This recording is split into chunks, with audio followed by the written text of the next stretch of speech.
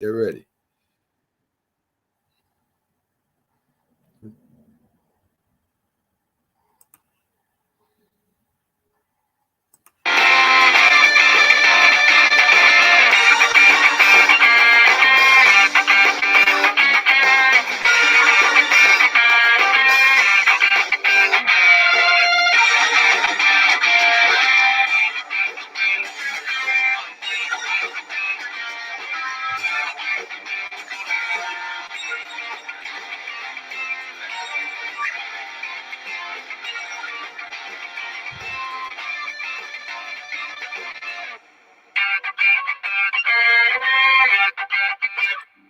Good morning, everyone, and welcome to the Mac and Jack Sports Show, coming to you live Thursday through Sunday, 8 to 10 a.m.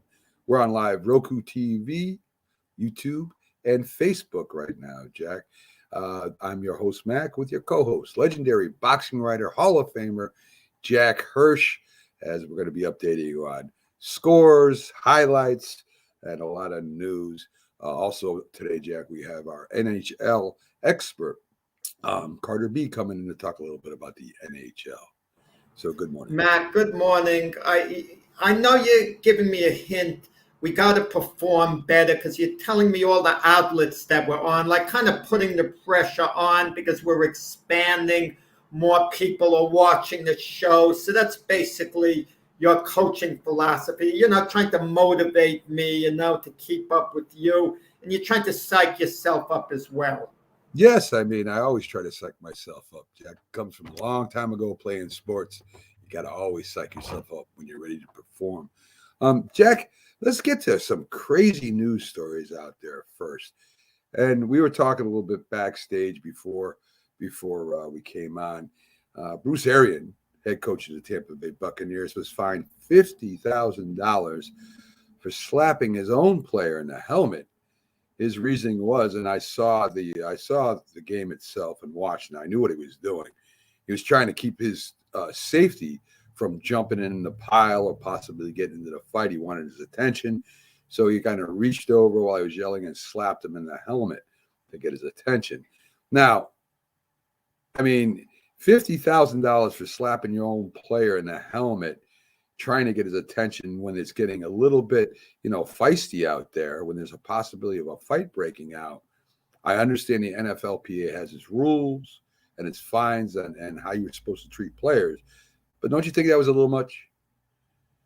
We're living in a different day and age. In this day and age, 50,000 isn't that much. You kind of knew the league was going to do something because as soon as Bruce Arians did it, certain segments of the media were saying, well, the league office is now going to have to deal with this. Something is going to come from the league office.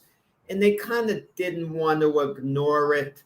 So hence the fine. In the past, that used to be common. I mean, in football, coaches would grab a player by, the chin strap, over there, like the face guard, and pull the player towards them and start saying, like, what are you doing? And it was common, but in this day and age, there's a certain stigma, certain humiliation that goes along with it. That's been, kind of built up by the media. I mean, with all the things that are going on socially in society, there's certain overtones if a coach does something this day and age. And like I said in the past, that would have been normal. It wouldn't have been even thought about. But as soon as Bruce Arians did it, you suspected some type of action was going to come down from the league. And 50,000 is something he can afford. Case closed. He pays the fine, and everyone moves on. And the league fulfills its obligation. Yeah, I mean, I think they still should look at why he did that. I mean, if he's just doing that to yell at the guy and embarrass him, that's one thing. But if you're trying to prevent your player from getting thrown out of the game or penalized, I think that's another thing. And I know $50,000 is somebody making $10 million or $5 million or whatever he makes a year is not a lot. But to me, still, the imposition of the fine could have been a lot less, and maybe even got warned or whatever. I don't know. But it seemed like a little crazy to me that you're going to – I mean, if he hit the other player, yeah, definitely. If he slapped the other player's helmet, yeah, I'm all for that. You make a good point, Mac. You never see a warning anymore from the league office. They feel there has to be a direct punishment. You have to look at Bruce Arians' record. Has he done anything like that before? I mean, if he hasn't, the man's close to 70 years old. He's been around forever. Many years as an assistant coach, a good share years as a head coach. Why not just give him a warning? It's not acceptable. Next time, the league is going to have to come down with penalties that he's been warned. It's totally unacceptable and case closed. Yeah. But, by giving him a $50,000 fine, is it steep? It sounds very steep, but when you consider Bruce Arians is probably making about $6 million a year, $50,000 out of it, I'm sure Bruce Arians is glad to pay the $50,000 just to make it go away and to move on. Yeah, I guess you're right. Another really weird story. Browns defensive tackle Malik McDonald was arrested after causing a school shutdown when he was walking around the grounds totally naked, even laid in the street in the parking lot naked. The deputy tried to do something. He attacks the cop. The deputy ends up using his taser to subdue him after he got beat pretty bad, Jack. His representative for him said that somebody must have slipped him something, some kind of drug thing for him to act that way. That makes either, somebody slipped or he took it. One or the other. That makes sense. That's not normal for somebody to do that, Jack. If that was his first offense ever, okay, I can give a little credibility to what the agent maybe, said, but this isn't the first time he's had some difficulty with the law from what I understand. And to be in a parking lot, you close off like that, that's abnormal behavior. Obviously, there's certain, issues that he has to get taken care of. Never mind the criminal aspect. You attack an officer, you attack anyone else, you've committed a crime, basically, and that's got to be dealt with law enforcement moving forward. But it seems on the bigger picture, there's some mental issues which really have to be looked in immediately that go way beyond football. And no one is doing him any favors by getting him back on the field without addressing these issues. And the Cleveland Browns haven't made a decision as to his future yet, but something should come down, soon as far as that goes. Yeah, hopefully, and being around kids, that makes it 3 times as bad, right? Because today, that's just not too good. Good morning, David. Glad to have you on this morning. We have the Philly GM coming out and saying that Jalen Hurts is their starting quarterback next year. Now, I would imagine he would be. I don't even know why he would have to make that statement. Jalen Hurts played pretty well this year. He's a young quarterback. He still has a lot to learn, as we saw in the playoffs and some of his games. But I don't know why a GM would come out and say that unless there's some kind of question whether he will be or not, Jack. Because why would you come out as GM and say, oh yeah, Jalen Hurts is going to be my quarterback next year? Because there's no better alternative, Mac. Realistically, Aaron Rodgers isn't going to the Philadelphia Eagles, so let's not hear about that nonsense. Russell Wilson, is getting on in years. And they know to get Russell Wilson, they're going to have to give their 3 number 1 draft picks this year, plus some additional capital. It's not worth it to the Eagles to do that, and they're smart not to do that. And Deshaun Watson, we have no idea yet how his situation is going to play out. So the Eagles' due diligence is probably telling them Deshaun Watson isn't going to be available for us next year. And even if he is, it's a risk to give up all that Houston's going to ask for because, we don't fully know his situation. So basically, Jalen Hurts is their best option out there right now. So why not give them your full support? What else are they really going to do? Who else are they really going to get? Are they going to give up all their number 1 draft choices to get, let's say, Jimmy Garoppolo? I don't think so. So Jalen Hurts did make progress. He did improve. So they're probably looking at 3 picks in the middle of the first round. They're going to draft players, get Jalen Hurts additional help let him grow as a quarterback. And look, they won with Jalen Hurts. They went to the playoffs. They won with Jalen Hurts. And Jalen Hurts played well for a second-year quarterback who didn't play a full season in his first year. Jalen Hurts has basically been a quarterback for a year and a half. And you have to ask yourself, did he make good progress in a year and a half? Absolutely. But the problem with Jalen Hurts, you look at his upside. A lot of people feel he doesn't have a lot of upside, that he doesn't have a lot of room to improve because he's not a natural, pure pocket passer. So that would be a concern of mine if I were the Eagles. But if you build the right players around Jalen Hurts, can you win with Jalen Hurts? And last year they showed they can. They did go to the playoffs. Surprising a lot of people too, Jack. So, I mean, listen.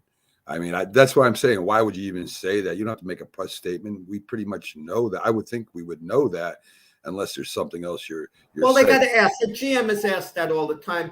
Jalen Hurts didn't play well for most of the Tampa Bay playoff game. You know, he came on at the end somewhat.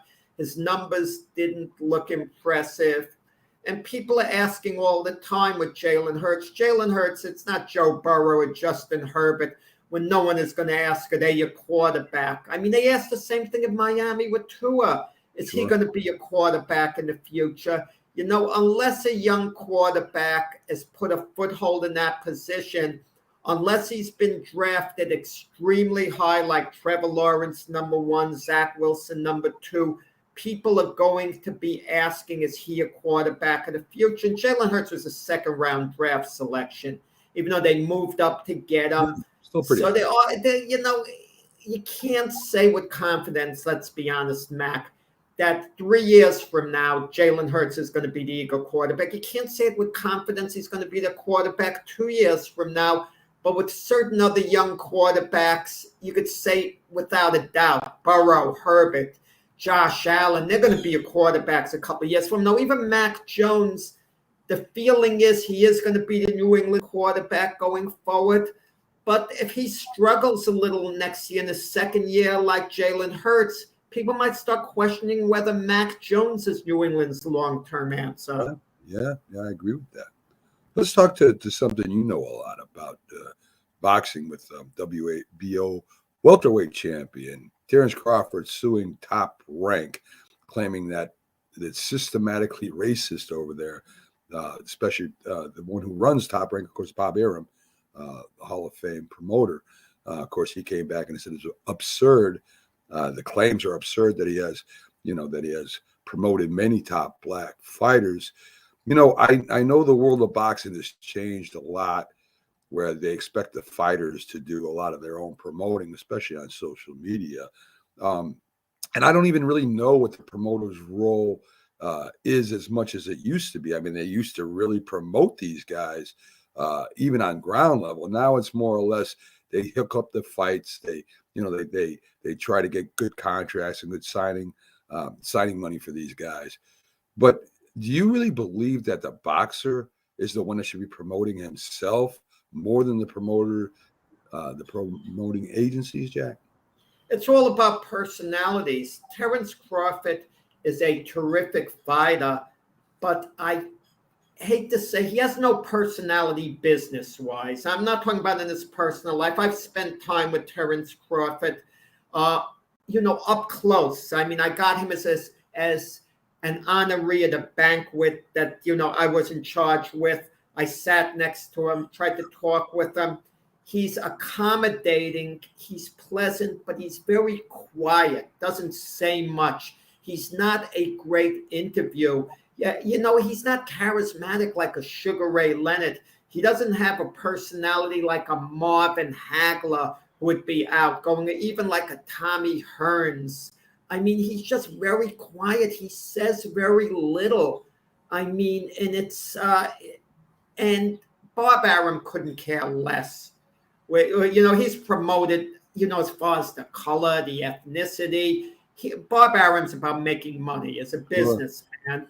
And a large part of the problem, Bob Arum and Top Rank, his promotional company, they couldn't deliver the right opponents for Terrence Crawford because they're different promotional entities. and the PBC with Al Heyman, they had all the other top welterweights on the contract. So Arum had a very hard time making Crawford the big fights, and that's where the problem really lied. Listen, Crawford's a free agent now. Yeah. Nothing's stopping him from going out on his own and make the big fights. You're a free agent. Yeah. Can you imagine the ball player Mac becomes a free agent and then he sues his old team? Well, they showed bias. They didn't want to sign me because I'm of a certain ethnicity. Okay. I mean, that would be absurd. The player would be laughed at. He'd be told you're a free agent and people aren't bidding on you now. So listen, Terence Crawford, basically, he's on his own now. He's going to have to make a bold move out of his division for a big fight. Maybe he'll get the right type of opponent.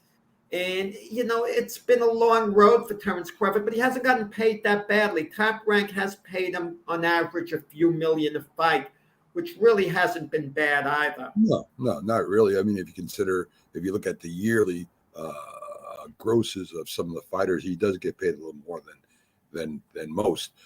Jack, speaking of signings, Carlos Correa has switched agents.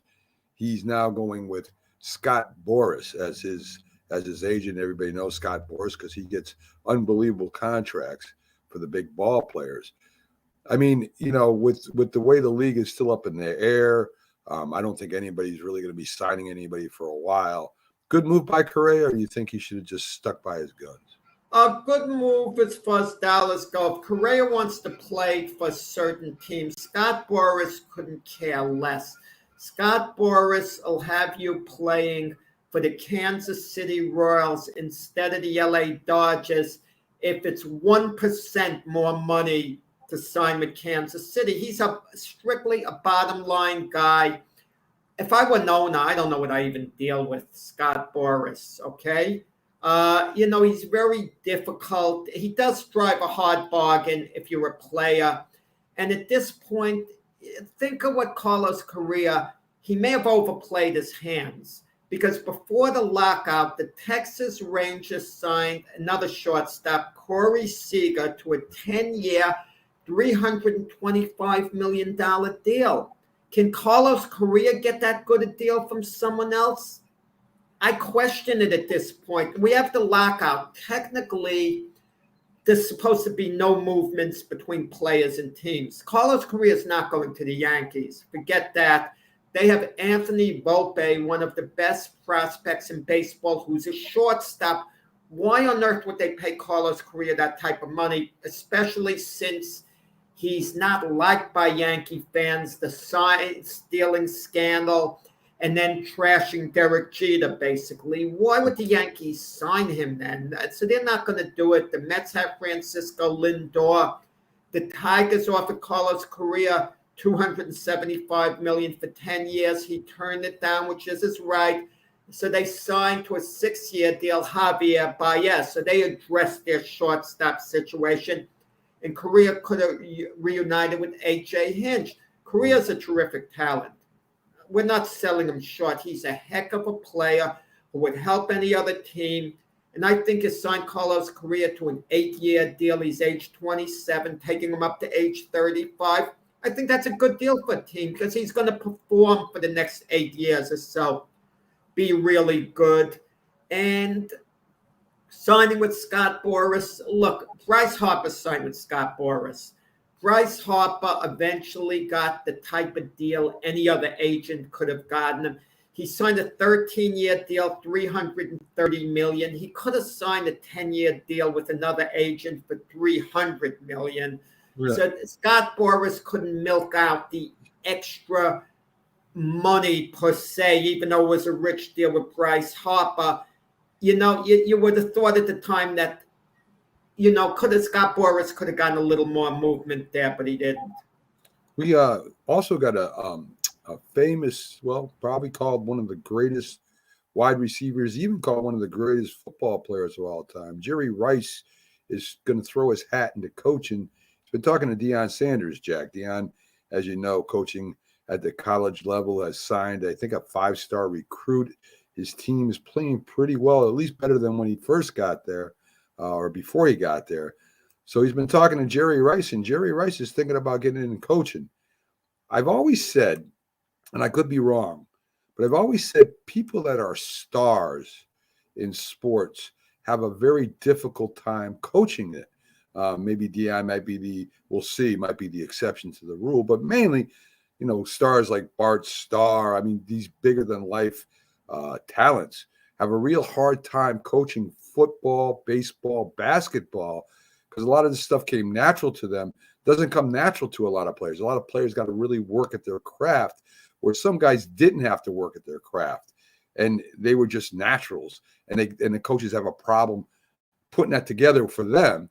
Where a lot of successful coaches, Jack, are the ones that played, as a sub or a backup, or they made the team, but they were low on the roster, played some, but they really had to work to stay there. And those seem like to be like the better coaches in the league. Vince Lombardi, Bill Parcells, all these great coaches in the NFL and even in the NBA to a point. I mean, like I said, I know there's some exceptions, but for the most part, these are guys that know the game forwards and backwards and had to get a starting job. So what do you think about Jerry Rice entering coaching, Jack? Yeah, if it's something he wants to do, he could certainly be successful. But I have a theory. Before I backtrack to Jerry Rice again, I have a theory on what you said with the big stars. The big stars have made a lot of money. They've made the type of money that could last them the rest of their life. They could retire from the game and live very comfortably. The other players, for the most part, haven't made that type of impact money. They're trying to just stay in the game. So their way of staying in the game when they eventually have to leave because they get cut from a team and don't have a long career is to start coaching somewhere. So that's why I think you don't see the stars usually in a high-profile, position per se. But listen, Deion Sanders is an exception. He has a ton of personality, Deion Sanders. Yeah. He can get the recruits. The players like being around them. They grew up watching them. Oh, I'm around prime time. That's like having Muhammad Ali as your trainer. He might not have been the greatest trainer, but you like being around him. You relate to him. You're happy, play it. And listen, and you play all those years in the NFL, you know the game. Does Jerry Rice truly enjoy taking a young player and teaching them the fundamentals? Okay, the way he did it. Let's face it, anyone Jerry Rice coaches isn't going to be as good as him. It all depends on the personality. Listen, other sports, Larry Bird was a darn good coach, wasn't he? He was okay. But listen, none of Larry Bird's players who ever played for him were quite as good as Larry Bird. Right. And, and it depends the amount of patience that you have, with a player, but it could be a problem because you did things a certain way. Look, Joe Torre was a heck of a player. He didn't expect his players to necessarily be as good as he was, but I think it's more standard, Mac. If you played the game a certain way and you were a hard-nosed player, you tend to want your players to play that way because you think to yourself, well, I put out and I played that way. If I did it, why can't they do it? And sometimes you're living in a different age. You do got different personalities, and you can't. And I understand the theory. There's one set of rules for everyone. Not everyone is different. But people are different. Players are different. Personalities are different. Some guys you could yell at, you could shout at. They won't mind. They'll give you a hug right after you shout at them. Other guys, you shout at them once, you've lost them forever. Yeah, well, I was just saying, Jack. If you look, I made an example of Bart Starr, right? A great quarterback, couldn't coach head coach to Packers, but you got people like Bill Belichick who played lacrosse. Basically, that's what he was a star in. John Madden was an offensive lineman, not the greatest, but a good offensive lineman. These guys, to me, and this is what I think, Jack. I think that they're very smart, and they had to study the game more than the Lawrence Taylor did, or people like this that just had natural above average talent and just, wrecked teams or scored a lot of touchdowns or whatever the case may be. There's certain players that really had to work their tail off and know the game forward and backward and techniques and stuff like this to stay there. Whatever sport it was in. Bucky Dent, for example, he tried to coach. He was not really a great player, but he was a starting shortstop. Had a problem. I mean, there's certain things I think, and I agree with the error too. I do agree with you. Different eras, different ball game. Mike Singletary, terrible coach for the San Francisco 49ers. But, in his day, he was the best middle linebacker roaming the field, or at least one of the best middle linebackers roaming the field. Hard-nosed guy. So you got a point there with the different eras. And I still think, it's hard for a superstar to teach being a superstar. It's very hard. So, Eli Manning, when he retired from the Giants, he wanted to stay with the Giant organization. He's with the organization now. And imagine the Giants said, Eli, we want you to be our quarterback coach. Eli could probably be a good quarterback coach, but is it something that would motivate him to do after you've been out there in the field all along to coach a guy who was nowhere near your status? It's kind of like a hard thing to do. When Tom Brady retires, if he wants to stay close to the game and not play, imagine they said, Tom, be our offensive coordinator team. He'd be flattered, but he wouldn't take the position because it wouldn't motivate him. But like I said before, the guys who had to scratch and claw to stay in the league, those are the guys who transition into coaching. Otherwise, they wouldn't be in the game anymore. Yeah, and they got a head start. The star players have had long careers for the most part. The other guys go year to year and are barely hanging on. Yeah. And then they're given an opportunity to go somewhere and coach. And they usually won't turn the opportunity down because if they do, they'll be out of the game. Well, we've been seeing a lot of, speaking of coaching, of course, a lot of coaches got laid off or fired or resigned or however you want to put it. And there's a lot of openings right now. I think the Raiders, if they don't hire their coach back next year, are making a big mistake. I think the team likes him. I know they got a new GM, and the GM is going to decide for the most part who the new coach is. I think they've interviewed him already once, but it's foolish to me if you got something that's working to go out and try to start something all over again when you've already been a little successful, especially with the year the Raiders had, Jack. I mean, they had so much stuff going around there this year. I'm surprised that they even made the playoffs at all with all their arrests and legal troubles and the coach resigning and just trying to keep that team together, players dying. I mean, this team was messed up, and they had every excuse in the world not to have a winning season, Jack, but this coach pulled them together. Yeah, listen, Mike Mayock, the Raiders GM, was just let go. They're going to hire a new GM. He should have no say on who the new coach is going to be. It should be departmentalized, the GM, the coach, but they have to work together because if the GM's getting certain players, he's getting it based on whether the coach is going to be using those players. And also the coach has to understand the GM does the drafting, he does the trading. If you don't want him to trade certain players, communicate with him. It's important that the guys have a good relationship and they're not feuding and forcing the owners to make choices. Rich Bisaccia did a phenomenal job with the Raiders, and the players love him. The players produced.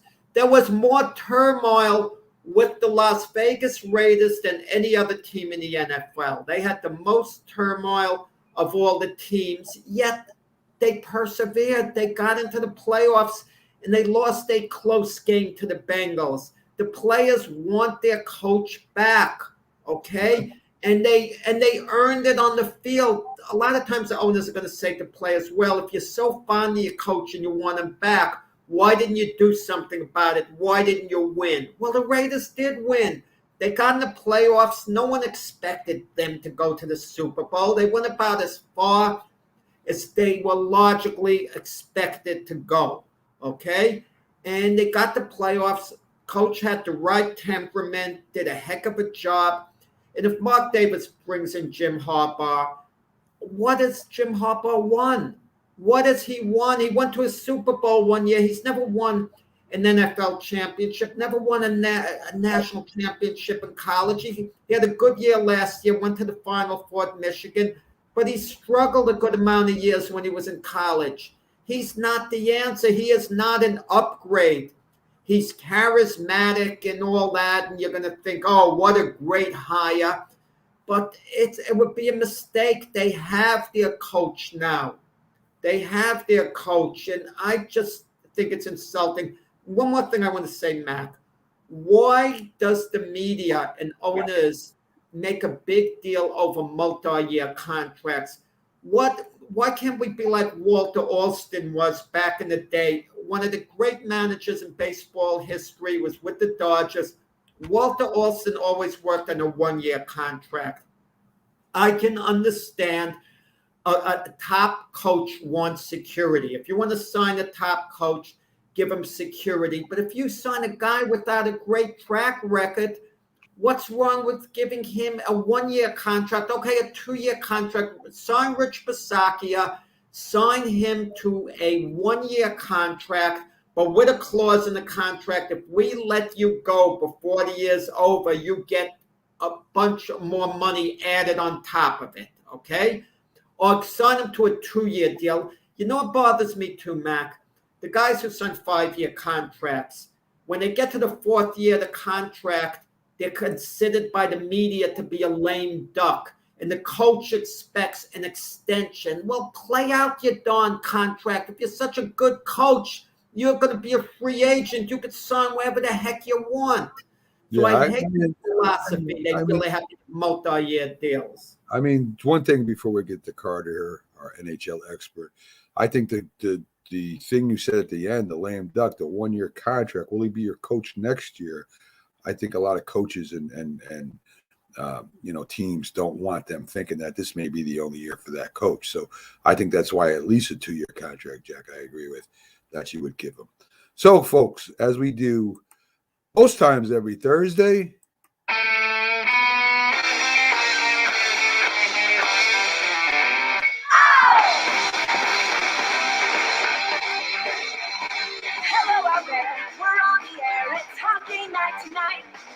tension grows, the whistle blows, and the puck goes down the ice. The goalie jumps. Yes, sir. We got our NHL analyst, our expert, the guy that knows a little bit more than everybody else about hockey. Carter B in with us right now, talking a little hockey.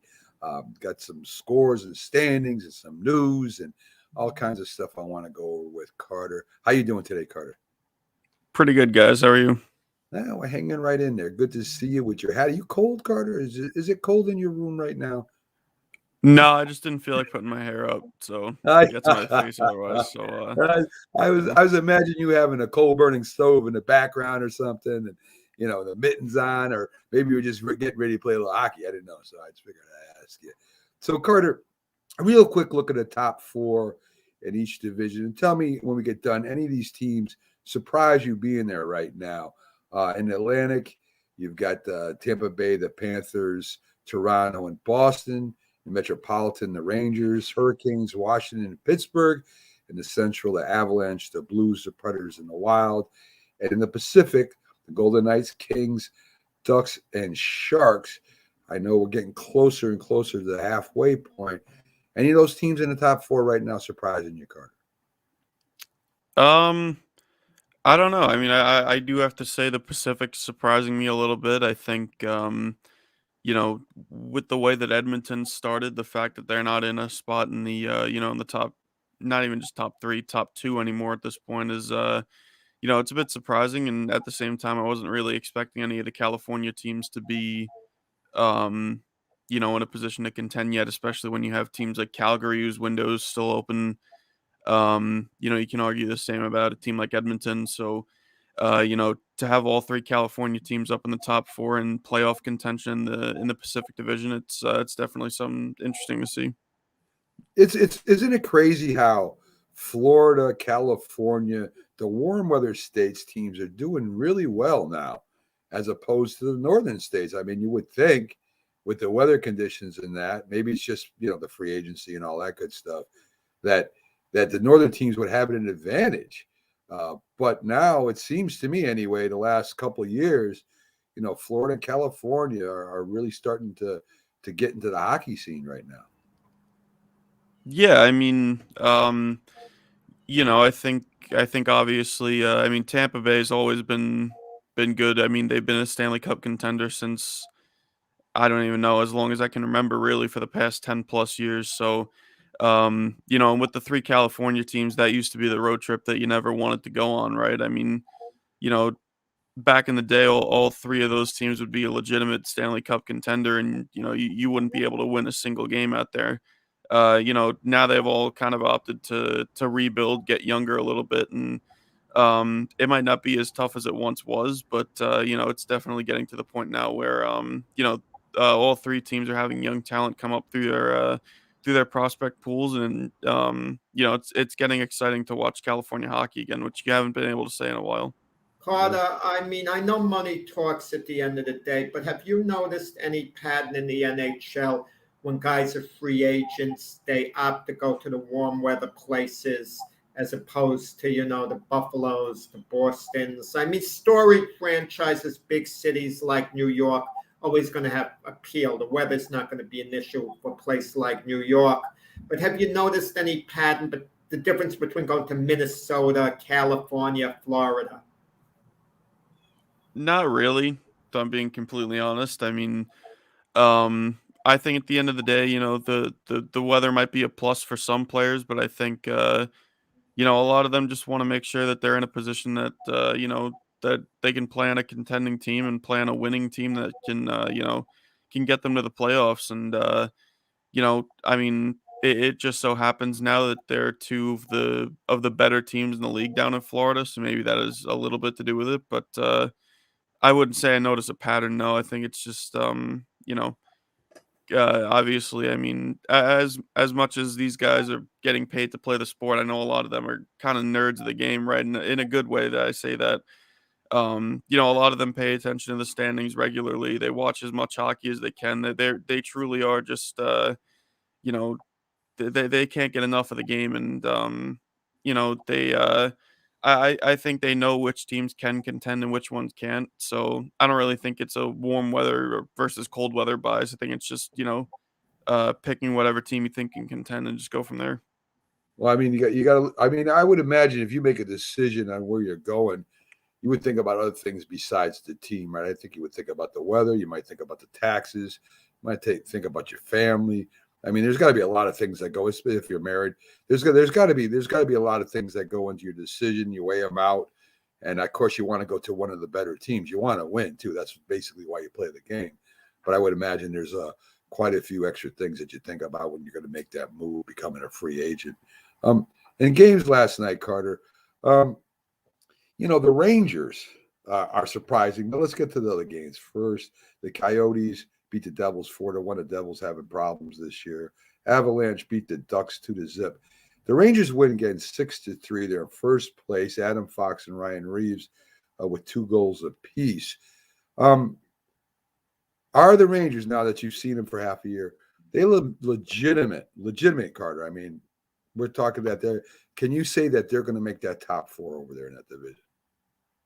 Yeah, I think it's pretty obvious they're gonna clinch a spot in the playoffs at this point.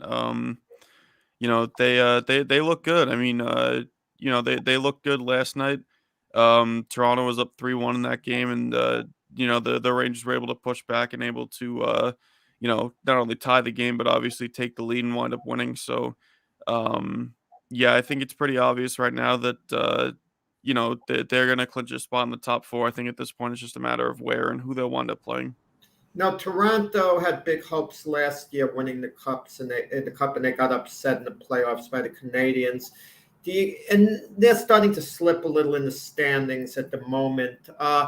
Is it a question with the Maple Leafs? Is their window basically closing? As far as winning the cup, is it crucial that they get it done this year? Otherwise, things, the trend is that it's just going to get a little worse. Kind of like with the Flyers. The Flyers are starting to hit rock bottom. No, I think the Flyers and Maple Leafs are in two completely different positions. I mean, you look at Toronto. I mean, they still have guys like Austin Matthews, Mitch Marner, William Nylander. I mean, all of those guys are in their mid-20s, so that I mean, they're still in their prime, let alone their window closing. So, um, I mean, I wouldn't say it's crucial for them to win a Stanley Cup this year. I think with the way their last couple of playoff appearances have gone, I think a more appropriate goal is for them to get to the second round first before you're thinking about anything from Well, there. let me But put it another way: is there more impatient fan base than in Toronto in all of the NHL as far as finally, making a serious run?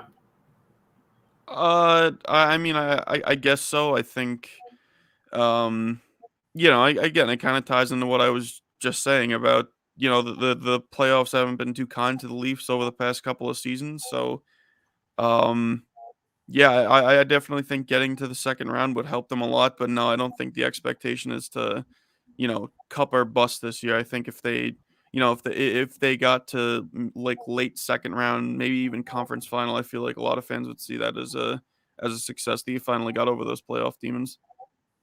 Well, Carter, the trade deadline's coming up pretty soon, and there was one executive that was saying that the reason why these trades are so slow, and there are problems right now, and with the flat salary cap, COVID interrupting the schedule, the revenue flow, and he's mentioned something about you know playing players up to term when trading. In other words, for people that don't know, and you might know, and you probably know better than I do, that they would sign players not as a rental for 1 year, but to have a couple of years after that, to play a few years instead of just that 1 year.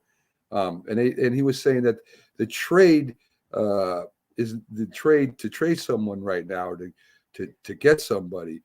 The value is not there as much as it was before because of the flat salary cap and because of the COVID and revenue. Do you agree with any of that? I mean, I don't know. I think there's a lot of different factors that go into it. I think obviously two of the biggest ones are, how much that rental player is getting that you're hypothetically talking about, and how much cap space that the team acquiring that player is getting. Because at the end of the day, I mean, if, there are certain situations where you're going to have to get rid of a few pieces to be able to sign guys that you want. Look at the Islanders last year. I mean, they wanted to re-sign Kyle Palmieri. Obviously, they had to get rid of guys like Jordan Eberle and Nick Leddy. And Palmieri they had gotten at the trade deadline. So, I always think there's that risk when you go after a player with 1 year left on a contract like that. But I mean, at the end of the day, I don't know how much I would necessarily say that there's, there might be a little bit less value in terms of, what those rentals can bring in versus trading a guy with more term. But um, I don't know. I mean, I guess that's a little bit of a factor, but I don't think it plays a massive role. Yeah, I mean, I know. Go ahead, Jack. Sorry. Carter, the Winter Olympics are coming up, and the big story is the United States women's hockey team. Do you think if they win the gold medal, it could create enough of a buzz where maybe there's going to be a women's league to take off that might be able to gain somewhat in popularity? I definitely hope so. I mean, it really is a shame that we don't have a professional, I mean, we have a couple of professional women's leagues, but it's kind of just being started right now, right? I mean, the women's Olympic tournaments and the women's World Championship tournaments are kind of the place to showcase those elite talents, across the world in women's hockey. So, um, and I mean, for those of you who don't watch women's hockey, there truly are some amazing players in the women's game that I don't think get enough appreciation. So, I would definitely hope so. I mean, seeing the U.S. winning another gold medal would definitely be cool, but I don't know. It'll have to happen first before we actually get anything done here. In all women's sports, I think that you have to go off base interest, right? You want to make some money, and what kind of interest would be out there for a women's hockey league. Even the WNBA is subsidized by the NBA, and they take a loss every year for carrying them because they're just not as popular as the men, even though they play a great brand of basketball, maybe better brand than the males do. But to get something like a female hockey league going, a real strong one, you'd probably have to go through the NHL, Carter. I don't know if they'd be willing to do something like that. Yeah, I can't say that, but I don't know. I mean, I personally, I just have a feeling that I mean, if I'm Gary Bettman, I'd be willing to grow the women's game any way that I can, right? So, I mean, I don't know. I would like to see it personally, but at the end of the day, I'm not everybody, so Yeah. everybody has their own opinion on stuff like that. So, I don't know. Yeah. I mean, like anything else, there has to be a some kind of interest or draw. Even the National Hockey League has had problems, maintaining stuff just because they weren't getting promoted like they should be. I think it'd be tough with women's, but I'm all for it. Heck yeah, I'd love to watch some women going at it on the hockey rink any day of the week. So, Carter, anything you want to give us before we let you go? You got any things about the Islanders or any news of hockey that you've come up on that we haven't covered? Not off the top of my head, no. Okay. All right, guys. So everybody, Carter, NHL expert, knows a little bit more than the rest. We love having him on every Thursday, for the most part when you can, and giving us our hockey update. Starting to learn more all the time about hockey, Carter. Thanks again. You got it, guys. Have a good one. Take care, Carter. So there you go, Jack. Carter with our hockey update. Busy young man too, going to college, working, and still makes time to come out. Well, he's a big Islander fan, so he's a little down in the dumps. As the weeks have went by, he thought the Islanders would snap out of their funk, and they haven't quite done it yet. I was going to ask him a little about the Islanders with Lou Lamoriello. When is there going to be some movement? Because it's not like their GM Lou Lamoriello to just sit around and wait for things to get better and to straighten out. But things haven't quite straightened out for the Islanders yet. Do you think, Jack, off the top of your head, do you think they're having problems within the management there? I mean, with all the trades. No. Barry Trotz, their coach, is one of the most respected coaches in the NHL. And Lou Lamoriello went out of his way to get him. Lou Lamoriello's been known to switch coaches, pretty quickly, and coaches who've had success. But it would be a shock if he moved on from Barry Trotz. Who would he get who's really better?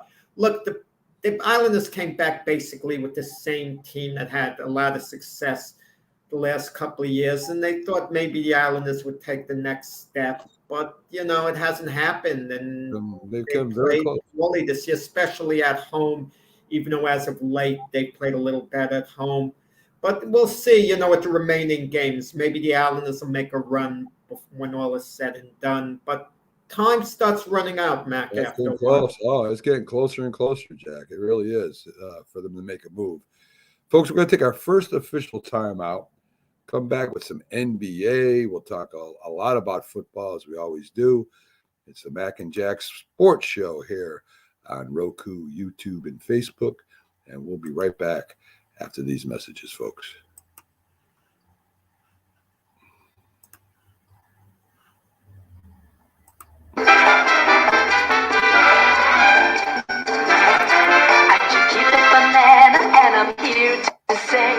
I am the top banana in the world today. Now you know the best bananas in the land. So don't slip up with an inferior brand. When it says Chiquita, it's a very good day to buy bananas. If you served honorably in our nation's armed forces and you're looking for a way to continue serving your fellow veterans in your community, then join AMVETS. Each year, AMVETS members volunteer millions of hours at VA healthcare facilities from coast to coast, helping to improve the lives of their fellow veterans through the VA Voluntary Services Program. AMVETS posts and departments also participate in a wide variety of community service projects, ranging from Americanism in our schools to supporting the Special Olympics and Boy Scouts of America. If you no longer wear the uniform today, you can still serve through the AMVETS by joining today at amvets.org. When the job is done, this guy'll be ready to dig into something mighty good to eat. How do you handle a hungry man? The manhandlers.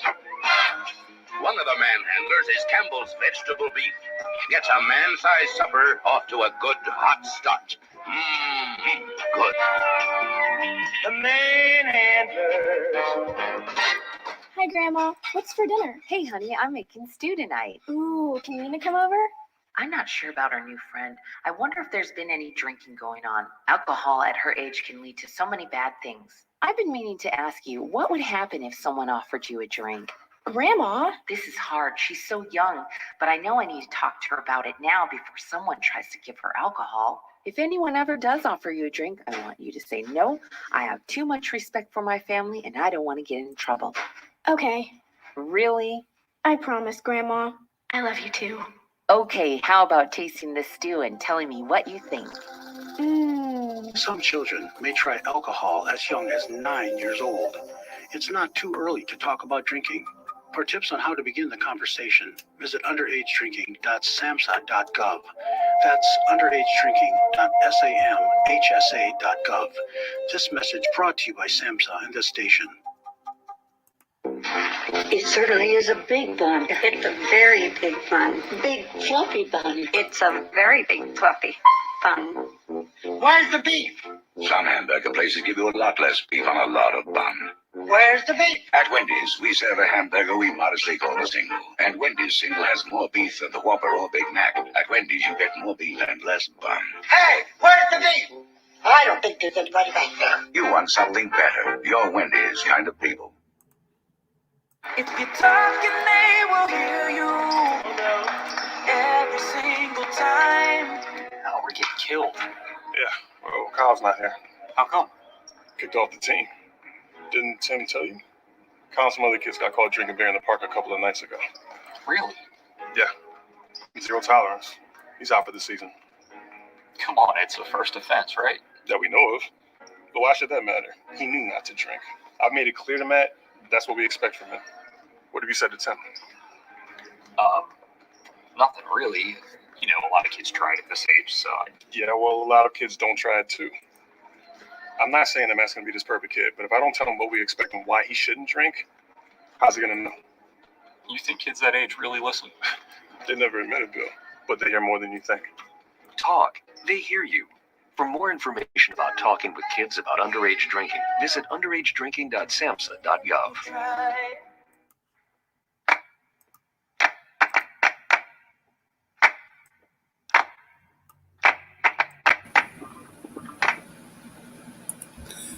This is a presentation of Northeast Streaming Sports.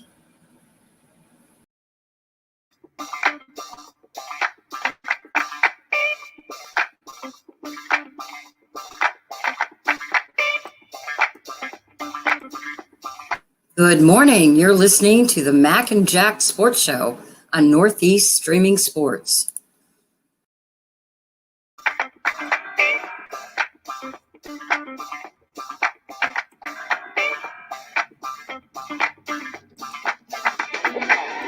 Good morning, everyone, and welcome back to the Mac and Jack Sports Show on live 8 to 10 a.m. Thursday through Sunday on Roku TV, YouTube, and Facebook.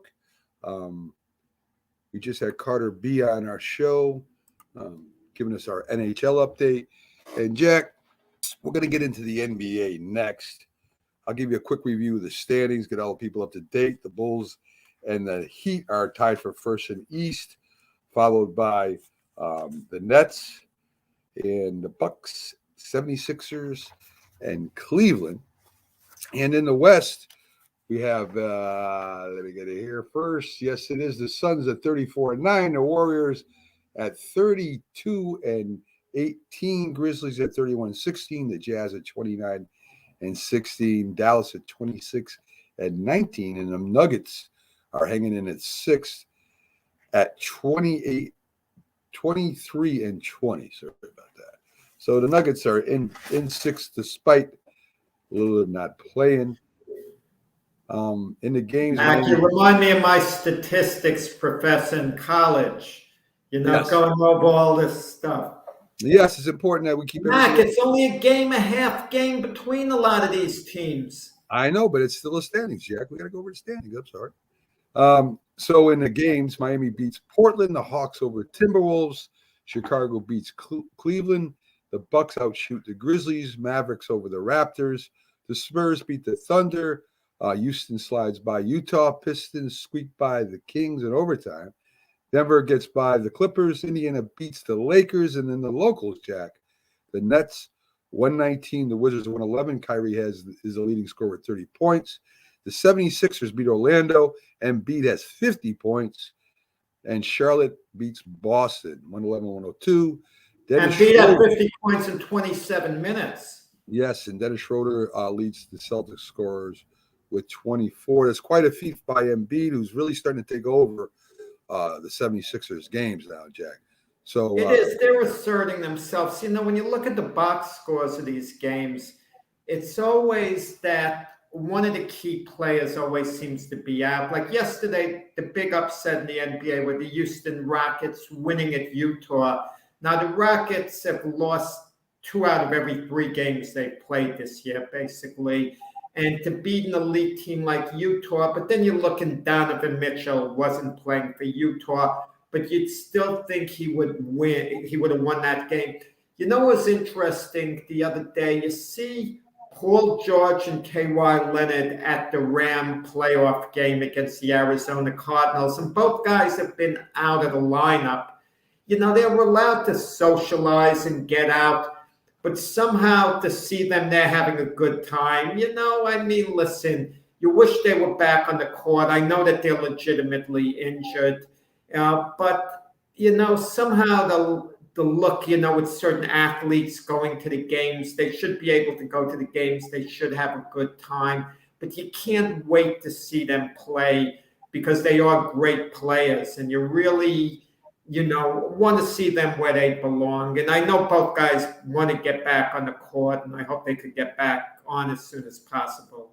Well, the Clippers have always kind of surprised me that they really haven't made it to a championship in a while here with Kyrie. With Kawhi Leonard, and it goes back when they had Blake Griffin and Chris Paul. Yeah. They couldn't take the next step. So now, this Clipper team, Kawhi Leonard went to the Clippers. He recruited, George Paul. And this is it, basically. Okay? They've got to produce. It's championship and nothing. And as of the moment, they're just another team. Yeah, last year, Kawhi had that injury too. Is he ever going to be the same again? Is he going to continually get hurt every year is a question I have. And, it's the same thing with the Lakers, right? Lakers were injured off and on last year. They're having problems again this year. You mentioned before the show, Westbrook gets benched after the game after he had I don't know how many points, and the Lakers won. Westbrook is, to me, is a – Lakers won a championship 2 years ago, so I don't want to hear complaints about the Lakers. Yeah. They won a championship with LeBron and their current coach, Frank Vogel. Even if they never win another one with those guys on the Lakers have been a big success. They've been a big success no matter what. If you're comparing them to the older Lakers, you're talking, they're thinking dynasties, Jack. They're not thinking about winning one championship when they put these teams together. They get Anthony Davis and LeBron there to win one championship. That's not what it was for. Well, Anthony Davis has been out of the lineup. Yeah. But the point is, whoever assembled this current Laker team had no clue what they were doing. And I'm not second guessing it, okay? I said it all along. You get Russell Westbrook and Carmelo Anthony, bring over the older war horses who still have something left in the tank. They're not going to get it done. Their game doesn't translate into team success, especially Russell Westbrook. Carmelo Anthony comes off the bench. He gives the team a spark. He gets a certain amount of minutes. He's readjusted to his role because Carmelo Anthony was humbled. He was out of the NBA a while. He was basically cut from OKC and Houston. He didn't know whether he'd even be back in the NBA. And then the Portland Trail Blazers threw him a lifeline. He performed well as a bench player. He showed he could still play. And, and he's close friends with LeBron, who recruited him to come to the Lakers. And then they get Russell Westbrook. It's not working out. I knew it wasn't going to work out. I said it wasn't going to work out with the Lakers. And Russell Westbrook is going to put up great individual numbers, but his individual game is a little too powerful for the team concept. It doesn't fit into it. And yesterday, the Lakers staff, they had to get permission from the front office that they can coach the team how they want. Why they had to get that permission is beyond me. It shows you how sad sports has become, that a coaching staff has to get permission to coach how they want because they were scared the front office might get mad at them. So they benched Russell Westbrook because he wasn't doing the job on defense. Not that he wasn't hustling. He just wasn't functioning on defense the way they wanted him to. So they took him out of the game. And now it's a big blow to Russell Westbrook's pride. But I'm going to tell you something. You know what should be the biggest blow to Russell Westbrook's pride? That the LA Lakers are one game under 500. And that's with him playing the majority of the time. I mean, that should tell you enough. I think the problem, and this is in a lot of sports, Jack, is when you sign those two big contracts, you don't have the money to go out there and get a real good young talent that they would want to get. I mean, just picking up Carmelo Anthony and Westbrook, of course, that would be something that a team would do to maybe get over the hump, not to build a team. I mean, if I'm at the end of the year and I need a bench player to come out and score me 20, 25 points off the bench, then I might pick up a Carmelo Anthony. If I want somebody that's going to come out with some energy for about 15 minutes to maybe keep us in a game, then I would go out and get a Westbrook. But I'm not going to get him to rely on him to be a player that's going to put us in the championship. It's to get us, through the championship. And I think what happens when the teams, and this is in every sport, including football, they sign these huge contracts to these huge superstars, and they don't have the money room to sign a real good players underneath them, and they don't build right.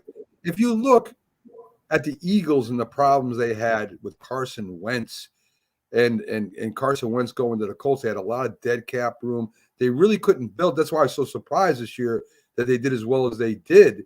It was a great thing that Jalen Hurts did do his thing, and the leftover Eagles could play as well as they did. I thought they were going to be a 4-something team because just of that effect of Carson Wentz they had to get rid of him and have a lot of dead salary cap. And I think every team right now, Jack, and that's in all sports, has to figure out, is that one superstar good enough to get you to the promised land, or those two superstars? And the Nets are going to have the same problem, Jack. The Nets are going to have the same problem. That's why I'm not too high in the Nets, because they got three legitimate superstars there. And the players around them, they got a couple good ones, but, eventually that's going to catch up to them. But the Nets can work together, and they showed they can win. With the three of them in, they're a very formidable team with the three of them in, Durant, Harden, and Irving together. They're going to be very hard to beat. Listen, they got bumped out of the playoffs last year. Kyrie was out. Kyrie, we know, is a head case. I mean, he's a piece of work to deal with. But listen, when Kyrie Irving is well and play, and then they're playing, I mean, he's a force. And Durant's obviously a great player. Harden has bought into the team concept. They're capable of winning the NBA championship, all three there. Russell Westbrook to the Lakers. I mean, you said it best a moment ago, Mac. Russell Westbrook is not a superstar as far as taking a team to the next level. He's not going to do it with anyone except maybe one of the weaker teams in the league. Maybe he can improve them a little bit, but put him on a playoff caliber team, he's not going to improve them. If anything, they're going to take a step back like the Lakers have done. It would best be served with the Lakers if Russell Westbrook comes off the bench to give a team a spot. He would be an excellent player. Your team is 8-10 points down. You need a spark. You put Russell Westbrook in. He creates a lot of energy. and he can help a team that way. But to rely on him as a starter, blend in the team concept, be a real force for that team, they should know better. Yeah. They should have known better. I think it was LeBron's influence that did it, basically. Because, you know, LeBron's son, that's his favorite player, you know, Russell Westbrook. And the players know one another. So he decided they were going to bring Russell Westbrook on board. All of them were going to talk, and all of them said they were going to sacrifice their game for the good of the team. LeBron shouldn't have to sacrifice his game for the good of the team. Everything he's done has been successful. Year after year, they've been winning. Russell Westbrook hadn't. I don't mean to trash Russell Westbrook. I think Russell Westbrook always hustles, always brings a lot of energy.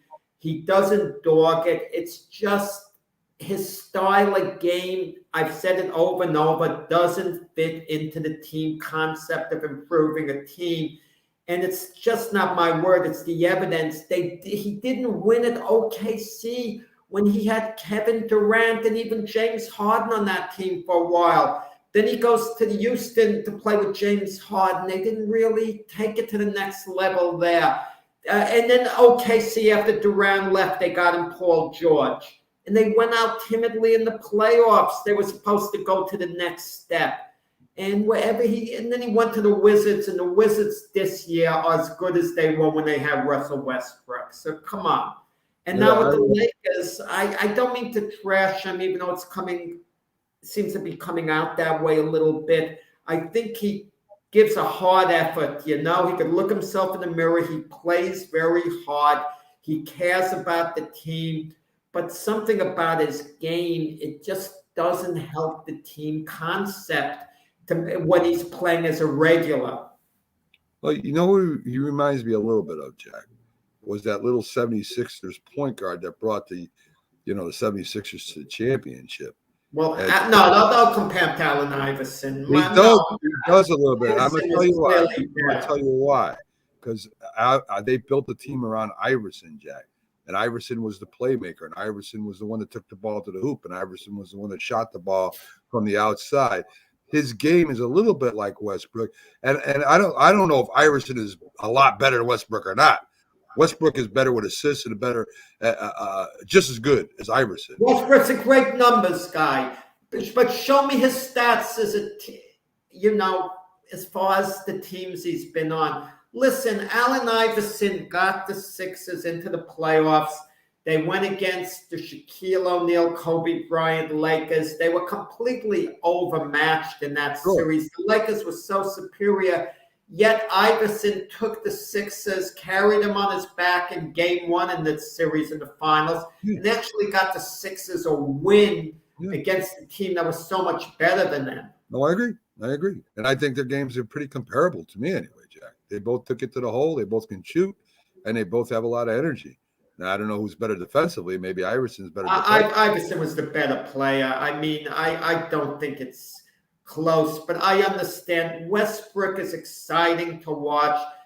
All those triple doubles. Listen, to me, the triple double is one of the more overrated statistics in sports. The guy can have a terrible shooting game, okay, and score 10 points. So he takes care of 1/3 of the triple double. Then you're passing the ball, and other guys are scoring. And it doesn't even have to be a good pass, and that's going to take care of the assists. And the rebounds are meaningful assists, the double digits. But sometimes the ball comes right to you as well. I mean, I think it's an overrated stat, the triple-double.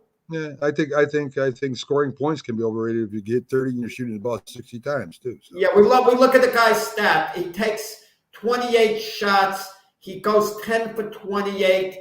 That's 20, and then, a couple of three-pointers. He makes a few foul shots, and we're saying, he scored 27 points. But you don't ever talk about all the points he left on the table, and he didn't score for his team, and how he hurt his team with missed shots. Sure. Ben Simmons says he's sitting out the rest of the season. He don't care. I believe him. At this point, he is. I mean, he's got to be hurting his pocket. Got to be hurting his pocket. What's going to be next year? The Sixers have called Ben Simmons bluff. They've done it the right way. They didn't allow Ben Simmons to dictate to them. Now we got to ask, how's it going to resolve itself? Is he never going to come back to the Sixers? Is he going to allow his contract to lapse? If he doesn't play, I guess his contract would run out at some point unless they take him to court and say you had to play for us. How many years does he have left on his contract? He's still young. Is he prepared to sit out 4 or 5 years if that's what's left on his contract and then make a comeback as a young man still in his 20s? It's a crazy situation. As Ben Simmons, has he saved his money? That's an issue too. If you're comfortable and you've saved your money, you have some leverage to hold out. If you haven't and you badly need the money, at some point you have to come back just for that. And this is a tug of war. Are the Sixers finally going to say, look, we tried, we held out, we pushed it as far as we could go. Let's see if we can work out some type of trade with someone who would be a trade partner. And you're not just going to give Ben Simmons away. Okay, you got to get something of impact in return. And I'm not sure what's out there. Let's say the Knicks. With the Knicks, if you were the Knicks, Mac, would you be willing to trade even up R.J. Barrett for Ben Simmons? Would the Sixers take that? I wouldn't, because I just don't like. To me, he's hurt himself, Jack. When you're sitting out because you're embarrassed by your play and the fans getting on you, and I don't know. To me, a lot of it has to do with attitude. I think he's hurt himself right now. If he at least played and said he wanted to trade, at least the teams would be looking at him and say, well, the guy's unhappy, but he's still playing. Right now, he looks like a big baby. And why would I want to trade somebody? Well, he was made a bit of a scapegoat. And no, I'm trying to look at it from his side. He played well defensively in the playoff loss against the Atlanta Hawks last year. Defensively, he was very good.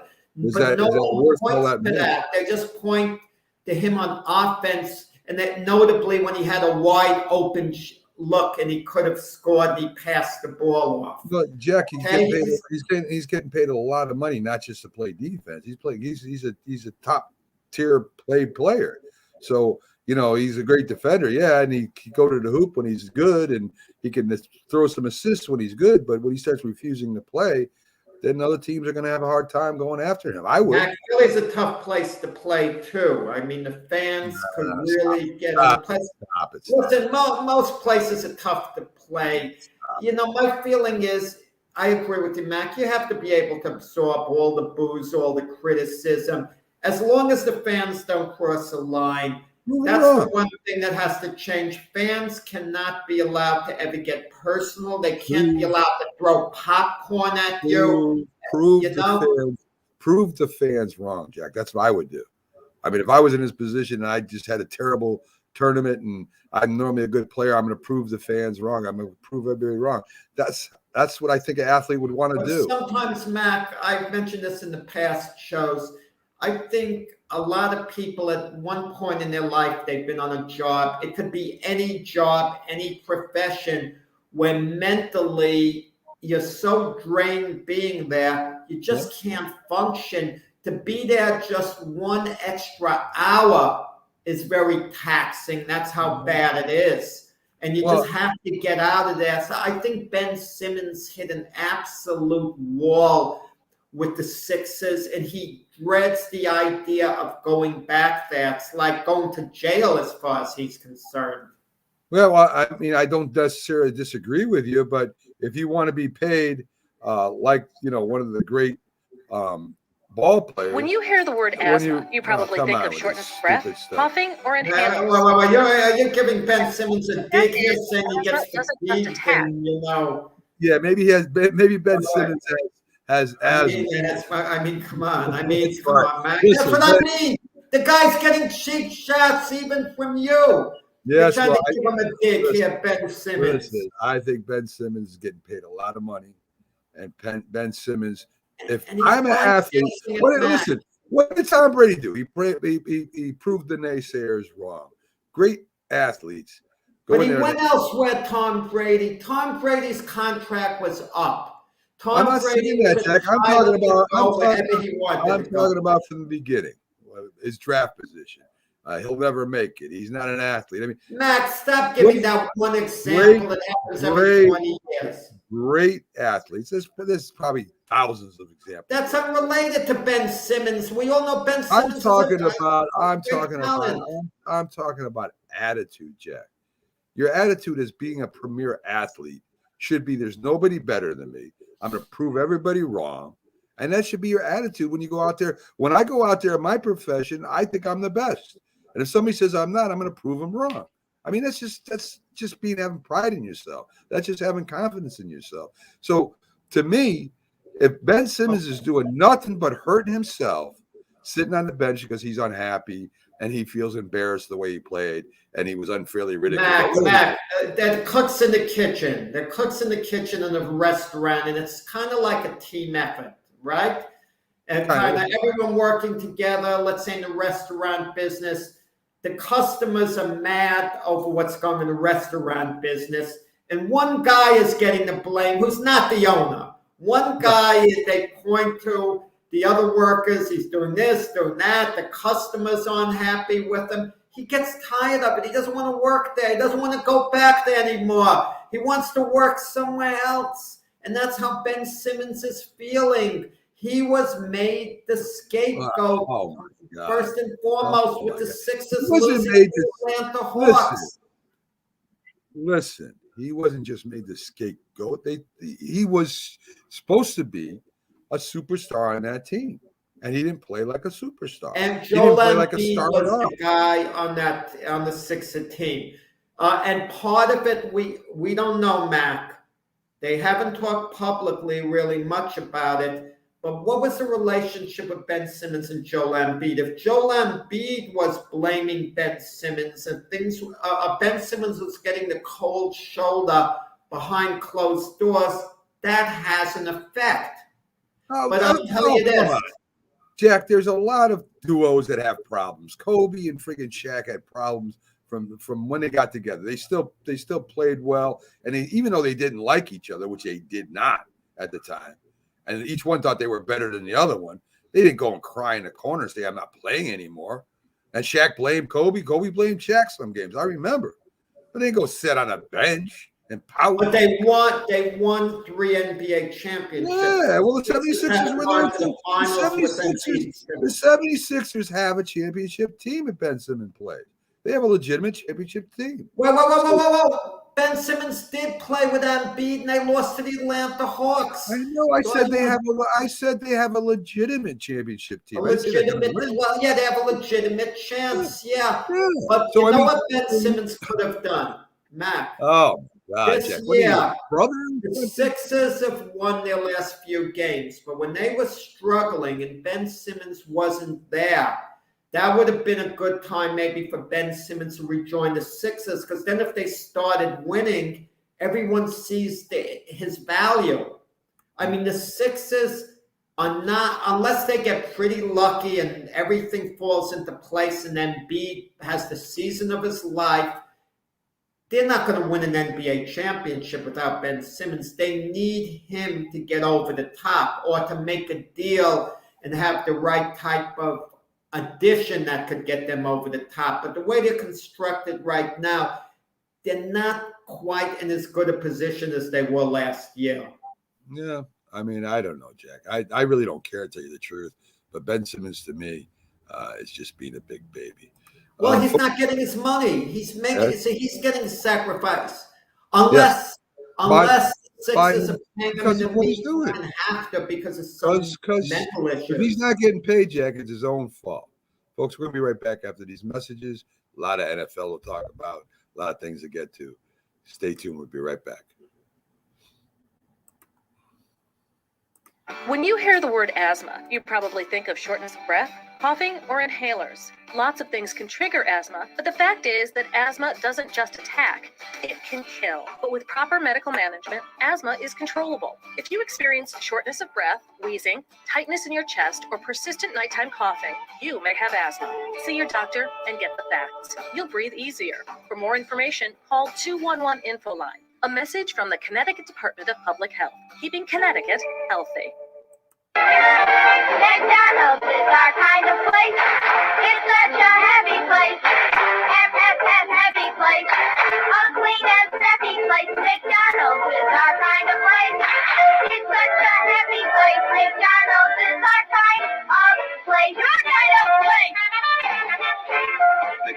believes in getting food to your kids before they get to each other. Such good food, too. McDonald's famous French fries, triple thick creamy shakes, lean beefy cheeseburgers and hamburgers, icy cold soft drinks. And here's a plus, spill-proof lids on all beverages. Another plus, napkins that are big as a bib. Quality, cleanliness, extra care service. That's McDonald's. A total value that's unmatched anywhere. McDonald's is our kind of place. It's such a happy place. McDonald's is our kind of place. Your kind of place. We all make choices. When it comes to alcohol, kids make choices whether to drink or not. Bye, Dad. Bye-bye. Remember, I'm going to Alex's party tonight and sleeping over. Hey, Ann, have a seat for a second. Remind me about that party again? Alex is just... And adults make choices whether to talk about it. That's true of parents and every other trusted adult in a kid's life. Kids want to know our expectations when it comes to alcohol and other drugs. They want guidance and honest answers to their questions. And it makes a difference when the message is consistent and part of everyday conversations. So talk with your kids and help lead them on a positive path. Because when you talk, they hear you. For more information about talking with your kids about underage use of alcohol and other drugs, visit underagedrinking.samhsa.gov. I mean, you can see right now, without LeBron, Lakers are struggling. Let me tell you about a team I hate, all right? I know the Dallas Cowboy fan is here, so I had to make sure he knew how much I hate this team. I'm ready. I've often said that the people who run baseball, they try very hard to ruin it. I'm from Brooklyn. I don't have a problem saying it to his face. Oh, I'm from Brooklyn. Hey, get any...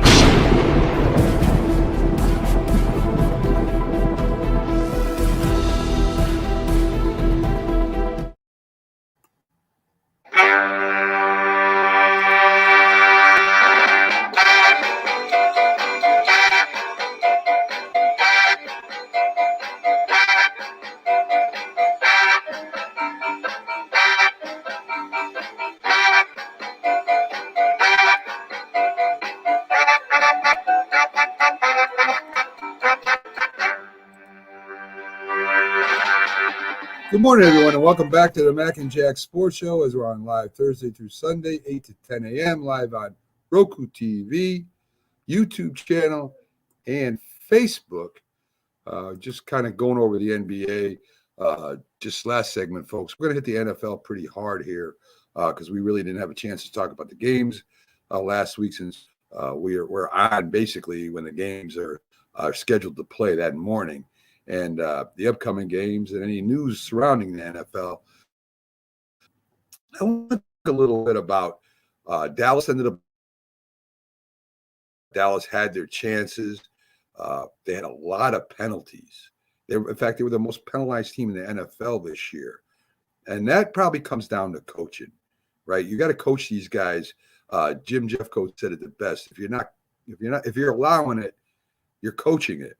So if they're allowing these players to continually make these penalties and not coaching them up, as a term used, you can't be taking the offensive lineman and throwing them to the ground and get a holding penalty when the play's going outside to prevent him from blocking. You can't have these stupid penalties that affect the game. And they did. Dallas had his chances. So Dak Prescott, when the refs left the game, he supported the fans throwing garbage at the referees. He was all for it. And, of course, went back and changed his statement. He said he didn't support it. It was in the heat of the moment, all this other stuff. Never going to win a playoff game again, Jack. I mean, it seems like the coaches there that get hired are kind of lax when it comes to discipline, a little lax when it comes to, keeping the team on a straight and narrow, if not for a better phrase. Dak Prescott apologized later what he said about the fans throwing stuff at the officials, that being fine, like it was a good thing. But what's he going to do, not apologize? He has to do. Look, Dak Prescott strikes me as a very good person. He's handled himself very well throughout his NFL career. He's been a class act. He was extremely disappointed losing that game. And the worst time to talk to a player is in the heat of the moment. It would have been best if Dak Prescott didn't meet the media, but he had an obligation to do it. And it's hard to keep a level head at that moment. One of the most difficult things to do in sports is to accept accountability. You lose a game, you want to put the blame elsewhere. It wasn't my fault. So who are the easiest people to blame? It's usually the officials. And that's what Dak Prescott was doing. But with that said, the league should step in. Something should be done. He should at least get fined. If Bruce Arians gets fined, certainly Dak Prescott should do for condoning any type of violence against the officials. And the NBA, not the NFL, the NBA Referees Association, they took Dak Prescott to task and they asked the NFL to take action. And so far, the NFL has done nothing. And I don't think they're going to do anything because they left it alone and Dak Prescott's apologized. And it just shows the hypocrisy. If a broadcaster says anything wrong, he gets fired. But these star players can get away with things like Dak Prescott, LeBron. They're given kind of like a free pass. And there's something wrong, with that. There should be accountability across the board, and the penalties should be, on a level playing field, I think, for all concerned. But, that's another issue to get into. You mentioned a good point, Mac. You used the word foolish penalties, what you said. And that's such a good point. Once in a while, a penalty makes sense to take. If you're blocking and the pass rusher is about to get to your quarterback and sack him, and you grab him so he doesn't hit your quarterback, I can understand that. But when you get penalties away from the ball that were not going to impact the play, and now your team is penalized and a long gain is going to get called back because of a foolish penalty, I mean, that does reflect on coaching. And it would be a hard thing to tolerate, if I was in charge. I mean, you got a defensive lineman called for holding. That's very rare, Jack. The offensive lineman normally get called for holding, as you said. But if you're the defensive end and they're setting up a play outside and you know what's going on and you try to take the offensive lineman out, I've seen that. But you don't grab him and throw him to the ground right in front of the official. It's suicide. And like I said, Dallas has been penalized more than any team this year. And, of course, they went 6-0 against the NFC East. But when they played really good teams outside the division, the Broncos, the Raiders, the Bucks, teams that were legitimate playoff contenders, they had a shot at getting in the playoffs. They have problems. And it boils down to, and I think it is first, not being disciplined as a team. That's the first thing. And the second thing is they don't play well against aggressive teams, tough teams like the 49ers, like the Denver Broncos and the Raiders that are going to pound you. They for some reason, they don't shy away from it. They just don't have an answer from it. Their offense played well this year. There's no doubt about that. But it seems like the other teams can bully the Dallas Cowboys. And it's been that way for a while, Jack. And you know what the ironic part, Mac, is the Cowboy assistants supposedly are hot candidates for head coaching jobs like Kellen Moore, Dan Quinn. But if they're so good, why didn't they elevate the Cowboys? They were in charge, basically. The offensive coordinator and defensive coordinator are running their units, and Mike McCarthy was basically overseeing it. And you wonder who's making the decisions, Matt? Their special teams coach Faso, he called, supposedly it was his call on a fake punt that they executed. But shouldn't that be the head coach, Mike McCarthy's job to decide, are they calling a fake punt? Shouldn't he be in charge of all strategy? He should have. Teams coach be in charge of a move like that? He should have the final say, but he's got to show trust in his coaches. I know I know there are a lot of coaches that will let the offensive coordinator do what they want, the defensive coordinator pretty much do what they want, unless they strongly disagree with the coach you have. I don't think anybody is going to have is going to tell Bill Belichick what he's going to run, but I think he's got to show trust in these guys. When Sean Payton worked with Bill Parcells, he would turn and ask him, "You got to play here for me, because don't tell me later on the plane what the play could have been. I need it now." But not the head. Otherwise, they would be going. Go ahead.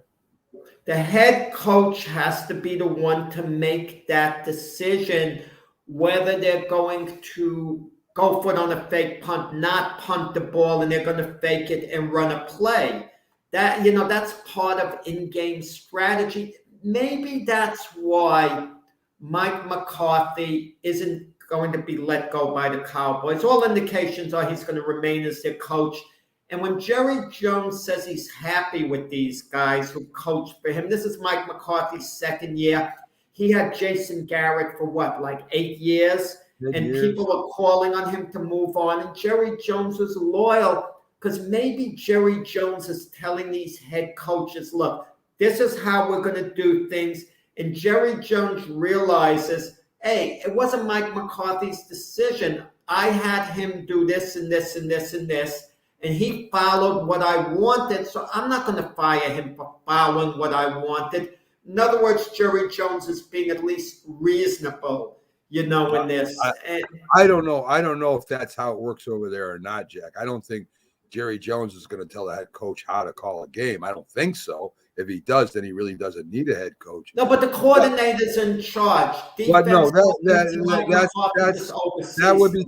would be telling Mike McCarthy how to coach his team. I don't think so. That's what they do, but that's what goes on. If it is, no, I know it's not what goes on, Jack. If he does do that to Mike McCarthy and says the offensive coordinator run the offense and you oversee and blah, blah, blah, then Mike McCarthy's really not coaching the team at all. So I doubt that. It might be. I don't know. I'm not there. I want to talk a little bit about the last play, though. The quarterback draw with I don't know how many seconds. That was 14 seconds left, or there was, it was about 14 seconds or 16 seconds or something. 14 seconds when they scored. Yeah. And he ran down. Of course, they had no timeouts left. They tried to set up and ran out of time. I don't know if that he had a chance to run 2 plays. 14 from the seconds 40-yard line. 2 plays from the 40. Yes. Or 1 play from the 25. Right. So he had a shot to call 2 plays as long as it was incomplete. Okay, coach, wait, let me put in, Matt. You're the coach. You've coached. You have a choice now. Right. Which one are you going to have if I give you the choice? Let's say they executed that and they were able to run another play. You have a choice. Right. 1 play from the 25-yard line of the 49ers with the game on the line. Last play, or I'm giving you 2 plays from the 40-yard line. What do you pick? The 1 play from the 25-yard line or 2 plays from their 40-yard line? Well, you're saying that the play is successful. It wasn't. And I think that was the problem. Assuming it was successful, that was their plan. Well, see, that's easy then. That's the easy choice. Of course, you go from the 25. But to make that play successful, you would have needed another timeout. So that wasn't a good play to call. And they didn't have it. Right. So normally the timeline for to run the ball or do a play without a timeout is around 18 seconds, Jack. 18 to 20 seconds. You'll have time to get up there and spike the ball or do whatever you got to do to run the next play. They didn't have time to get up there and spike the ball. Of course, the offensive lineman got to run down the field. They didn't hand the ball to the referee. I mean, they did everything wrong on that last play to make it successful. They knew what the play was. As soon as it was over, Dak Prescott should have got the ball, handed it to the referee, and got back in line. He didn't do that. So there was a lot of things that were confusing in that last play. Plus, they didn't have a timeout. So in that situation, I wouldn't have ran that play. And if I was going to run that play, I would have wanted Dak Prescott to get out of bounds after he made that run instead of trying to slide in the middle of the field. So there's a lot of things you could have thought about in that. But there just wasn't enough time to make that. You know what no one talks about on that play? You just said a good point. Had they got out of bounds and there's a second left on the clock, you could regroup and settle down and call another play. Sure. But had they been able to get off another play, it would have been panic. Right. Dak Prescott would have quickly gotten the snap, and very frantically they would have had to run something. You know, maybe it could have worked. Maybe the Niners defense would have been disorganized. But you know, in that spot, you're protecting the end zone, basically. It doesn't mean they can't score. I think there's as much ado about nothing at the end of the day. It came down to one play. Is it possible the Cowboys could have scored in one play from the 25-yard line of the Niners? Of course it is, one play. But listen, you're not right on the goal line. The odds are definitely against you scoring a touchdown. So I don't want to hear the Cowboys were robbed. You know, they weren't robbed in any way, shape, or form. I mean, the officials did their job the right way. They couldn't get off a play. They should have thought a little better. You know, I would have taken 2 shots at the end zone, 14 seconds, or thrown a sideline pass and gotten closer. If the sideline pass wasn't available, worst case scenario, you throw the ball away with 14 seconds, and you do have one more play where you can throw it in the end zone. And they miscalculated. 14 seconds, it was very, very risky what they were doing and didn't pay off. And, you know, they lost the game long before that last play. Yeah, of course. Don't focus on the last play. It takes away from the overall performance. Listen, at the end of the day, they were 2 pretty evenly matched teams. You and I both picked the Niners to win the game outright in Dallas, not just with the points. We both picked them. Jeff Code, of course, I mean, he picked the Cowboys. You know, come playoff time, Jeff Code's going to pick the Cowboys against anyone. Right. Jeff Code is an unobjective observer. You know, I played 12 years with the Cowboys. Yeah, I mean, that's – and he lives – Jim has a hard time going against this team. Yeah, of course. And I see that. I would be the same way if the Giants were in the playoffs, and you'd probably be the same way if the Jets were in the playoffs. We kind of – Right. Come playoffs, it's a different thing, you know. I mean, listen, he really believed they were going to beat the 49ers, and the Cowboys were slight favorites, and on paper was even. Listen, Troy Aikman was critical of the Cowboys, and when it was over, he said they weren't targeting CD Lamb enough, and it annoyed I'll tell you, I don't like him commenting on the Dallas Cowboy game. Well, he's an analyst. It's his. I know, but if you hear him comment during the game, Jack, it's pretty one-sided. He talks about the Cowboys constantly. And he's more so than Romo does, more so than any broadcaster I ever heard, except for maybe Frank Gifford.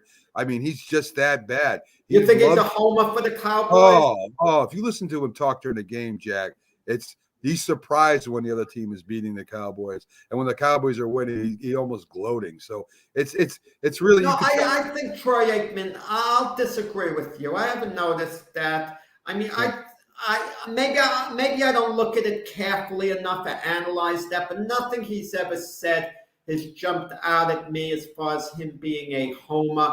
I think he's been critical of the Cowboys. Listen, these former Cowboys, they have an emotional attachment. We just joked about Jim Jeffcoat. Jim Jeffcoat tries to be objective, but it's not easy. Michael Irvin, he wants the Cowboys to win. It's obvious. You see him go on ESPN.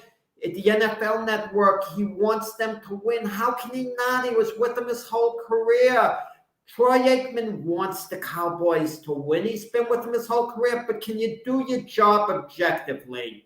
That's the question. Can you do it? And I feel the guys are critical of the Cowboys when they need be.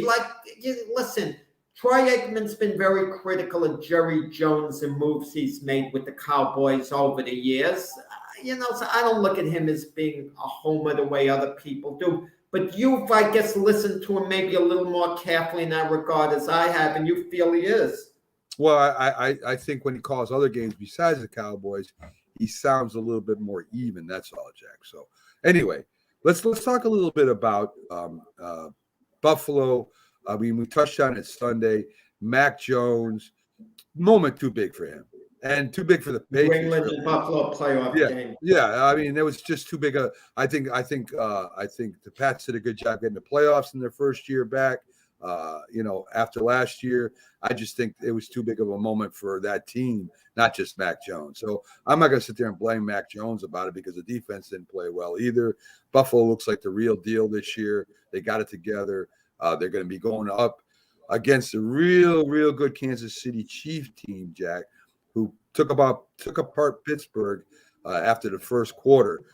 What do you like? What do you see in that game? Do you think Buffalo has a legitimate chance to beat Kansas City? Oh, they have a great chance. Last year when they met in the AFC Championship game, I mean, we knew the Chiefs were the better team going in. They were the Super Bowl champs.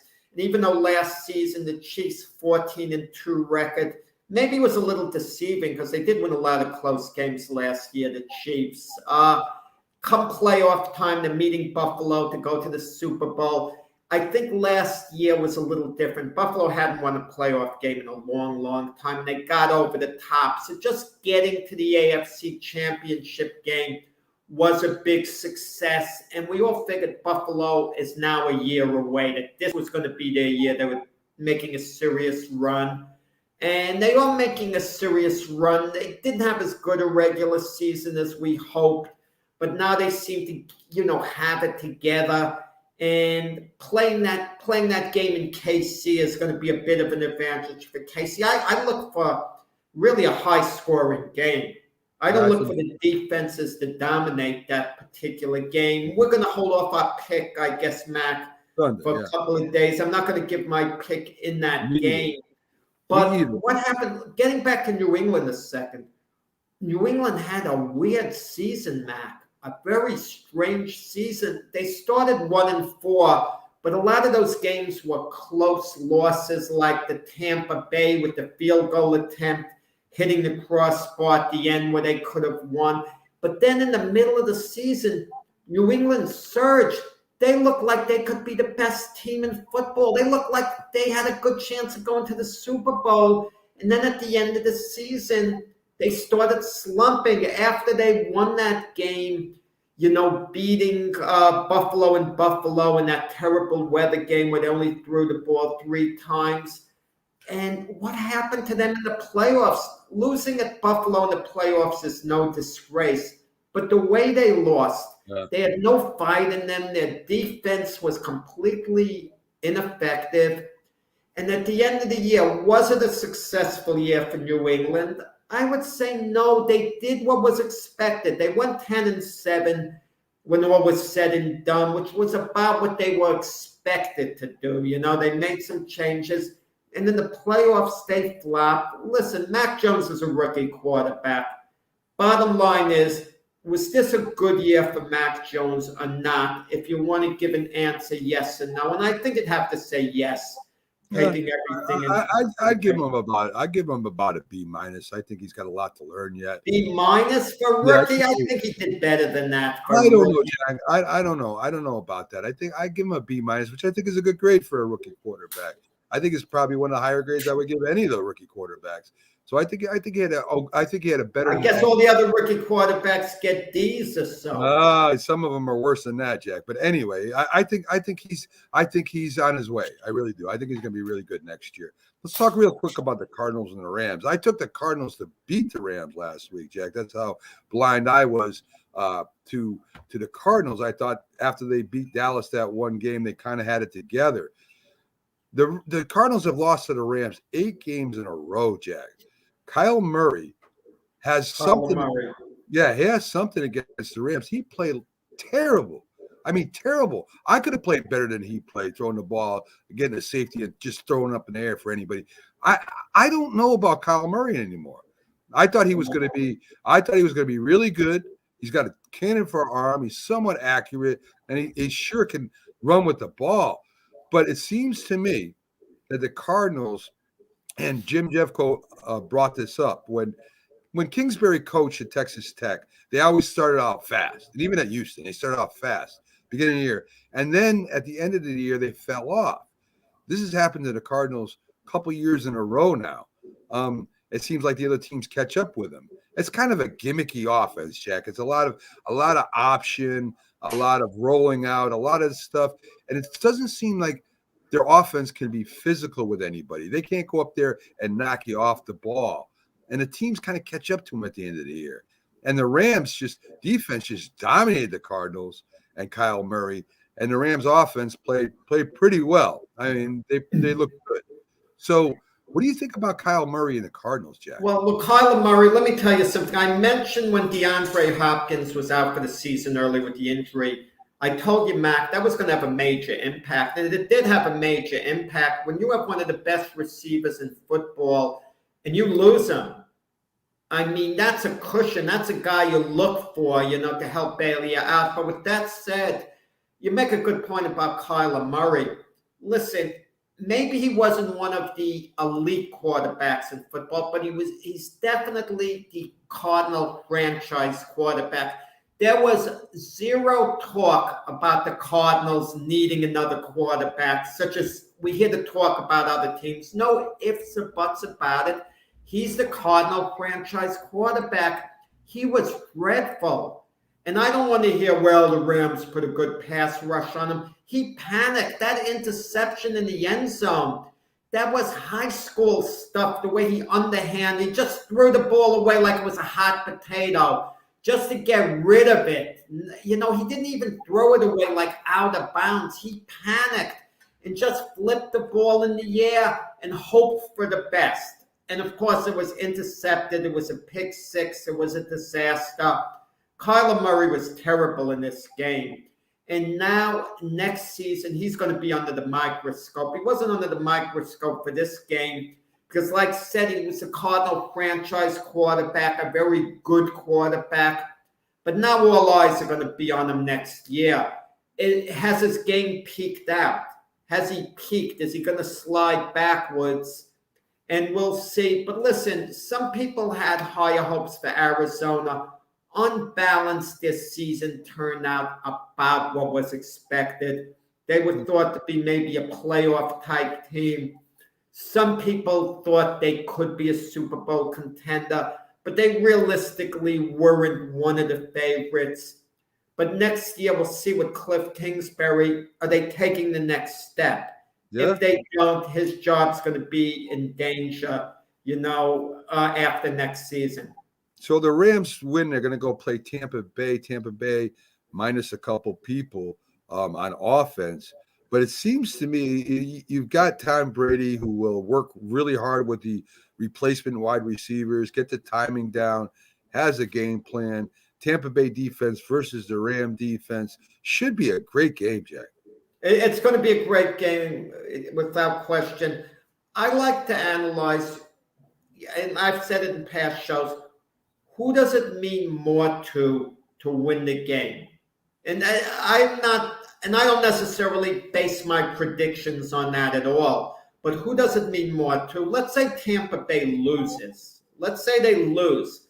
They just won a Super Bowl, those guys. They've gotten to the mountaintop. Obviously, it's very important for them to defend their title. And if Tampa Bay loses, the year has been a failure. But their players have won the Super Bowl, the majority of them last year. For this Ram team, if they lose, imagine what their season is. I mean, they got to a Super Bowl 3 years ago, some of the guys, but they haven't won it. They made the Matthew Stafford deal. They brought in Von Miller. They have all these stars. The year's been it's still a disaster for the Rams if they to lose this game. It's Super Bowl or bust to them. But, and it's going to be interesting. This is a quality game, Mac. I like this game a lot. Me too. I mean, Tampa and the Rams. In Tampa, could make a difference. I know home field is sometimes overrated, but not playing in LA. They played early in the year in LA, and the Rams beat them handily in that game for the most part. But now in Tampa Bay, playing at home, it could make a difference. And be in the playoffs, Jack. Stafford's he won his first game ever as a quarterback in the playoffs. Let's see if he can keep up and play good ball. I still got questions about Stafford.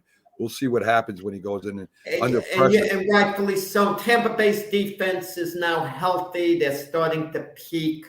It's going to be a heck of a game, man. Good. I think so too. Little bit about Cincinnati and Tennessee. Tennessee first seed, getting King Henry back at running back. He's ready to go. Cincinnati, listen, I'm going to tell you right now. I talked about Cincinnati earlier this year. They said they were the poor man's Chiefs team. I don't think they're poor man's Chiefs team anymore. Burrows is playing like a great quarterback. Lamar Chase, for a rookie, if he stays healthy, Jack, that's going to be cool forever. They got a good running game. Their defense is okay. Going up against Tennessee, and I don't know which Tennessee team will show up. Tennessee, I know they got James back, but that doesn't mean that they're gonna win the game. Derrick Henry. Sorry, Derrick Henry back. Derrick Henry, that don't mean they're going to win the game. I mean, they're still going to have to play defense, and they're still going to have to take a shot every now and then. Is Tannehill the answer? Is this the year for Tennessee? I think this is going to be another really good game, Jack. Tennessee Titans are the worst number 1 seed I've ever seen. How on earth did they get to buy and become number 1 seed? It's like, wow, what a tribute to the coaching job of Mike Vrabel. They lose Derrick Henry and they manage, to go to Yale, win games, and they find a way to become the number 1 seed. Unbelievable. Listen, toward the next to last game of the year this season, I think it was the next to last game, I was never high on the Bengals all year long. And I said, if they're to beat the Kansas City Chiefs towards the end of the year, I'm going to start giving them their due. And they beat the Chiefs in the regular season game. And I picked them to beat the Raiders. They picked the Raiders. And the Raiders aren't that powerful a team, let's be honest about it. But they got it done. They won a playoff game in Cincinnati. Can they go into Tennessee and win there? I'm not giving an answer because we're withholding our football picks. But that's an intriguing game too, because, we think in terms, well, the Bengals have the big game players, Joe Burrow, Joe Mixon at running back, Jamar Chase at wide receiver. But the Titans are getting, maybe the biggest of all big game players in there. Maybe the guy who could make the biggest impact in Derrick Henry. They do have Julio Jones, who Ryan Tannehill can throw to. Maybe Julio Jones, we get a blast from the past. Maybe there is something left. If the old Julio Jones shows up, guess what? He's going to show that young man, Jamar Chase, how it's done, as well. But it's an intriguing game. You can argue that it's a pretty evenly matched up game, But listen, both those teams are lucky, the Bengals and the Titans. I'm going to tell you why. Whoever survives that game, the Bills and the Chiefs are going to really be beating up on one another. And the Bill-Chief game might take something out of the winner of that game more so than the Bengal-Titan game, which is going to give the Bengals and Titan winner a better chance of getting to the Super Bowl than had they had to play the Bills or Chiefs in the next to last game to decide who gets there. I don't know if there's a lot of merit to that. I imagine the Bengals and the Titans will beat up on each other too. So we'll see what happens. It's going to be. I think it's a intriguing game too. Now San Fran goes up to Green Bay. We know that Rodgers, the Green Bay won, I think, by a field goal or something last time they played, or the San Fran missed a field goal. Something happened. It was a very tight game. A couple of years back, San Fran just destroyed the Green Bay offense. It's not the same Green Bay Packer team. I only heard about a couple of years ago. It's not the same Green Bay Packer team, but the San Francisco 49ers, Jack, there's no doubt, is probably the most physical team left in the playoffs. They run hard, they block hard, they tackle hard. They're going to impose their will on you. Can Green Bay stay away from that? Can Rodgers have enough time to throw the ball? Can he do his magic? Can they stop that running game of San Francisco? I don't know. I know the San Francisco defense probably will stop the Packer running game. So it's going to be an interesting game. I think 6 points is a lot for this game. I know you got Aaron Rodgers, but Jimmy G can throw the ball. Their running game's going. So we'll see. I think Packers definitely should be favored, but it's going to be a tough game, Jack. Well, Jimmy G will have Trent Williams there, who's going to make an impact, help Jimmy G a lot. Tebow. Wow. That name Tebow. Right, exactly. Nick Bosa out, their pass rush is going to be compromised to a degree. This is the question of theories we've had, Mac, and I'm not giving a pick yet because we saved that, okay? But the question of theories, the Packers had to bye. They're well rested. They rested a number of their regulars the final game of the year 2 weeks ago where they lost to the Lions. Yeah. Aaron Rodgers just fine-tuned. The 49ers have been playing straight through. They had that great come-from-behind victory over the Rams in the final game of the season to get into the playoffs. Then they had that very physically and mentally taxing game against the Cowboys last week to advance. Does that help the 49ers? Do they have momentum going? Are they sharp being in all these games? Or is the Packers' philosophy resting, just getting ready for this moment? Is that better? Okay, well, we'll see. We'll talk about it more, on our Football Sunday show. Definitely. Resting, not rusting is the key, Jack. Hopefully it's resting and not rusting. We'll see what happens. Well, yeah, well, we had a difference in philosophy. We'll talk about it more. We'll wait till Sunday. No Byron Williams, he believes my philosophy over yours and Jeff Coates. You rest your players. You have them ready for the playoffs. You and Jim Jeffcoat believe you play it straight through and try to win every game. Forget this rest business. Yeah. We'll see what happens. It should be a real good game. I think it's going to be a real good game too, Jack. So I think we got some really good division games going up, division title games coming up here. I mean, I think. Well, how can they not be good, Matt? Have you ever heard of the NFL playoffs? Teams advancing, the games aren't good. Come on, Mac. You're being a shill for the NFL.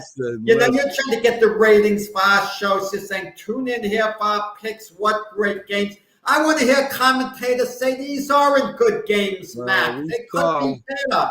We saw last week there were some very bad games, Jack, but I don't think we're going to have. Well, they turned out bad. Listen, the Patriot-Bill game was a good matchup on paper. They were 1-1 during the regular season. I don't know. Did anyone think the Patriots weren't going to have any fight at all? That Belichick's team was going to fall flat on their face? They were unbelievably bad. I thought Buffalo was going to have an easy time with them, as you did. I thought that No, I didn't think that was going to be the case. I thought it was going to be easy, and I thought Tampa Bay would have a real easy time with the Eagles too. I didn't think that was. Well, we thought so. Yeah, Tampa Bay is clearly a better team than the Eagles. And I thought Buffalo was clearly a better team right now than the Patriots. I felt that because the rushing yardage they gave up during the year. So anyway, Jack. It's going to be interesting. Tomorrow, folks, we have a real big show coming to you. We have our NFL analyst, Byron Williams, Keith Engel, who reports on the Patriots, the Knicks, the Yankees, college basketball now, I think we're turning to now. And we'll have the Philly sports guy who always comes in and it's a great time talking about Philly sports. Hope you guys have enjoyed the show. Have a great Thursday, and we'll see you tomorrow on the Mac and Jack Sports Show, 8 to 10 a.m., Roku, YouTube, and Facebook. Have a good day, folks.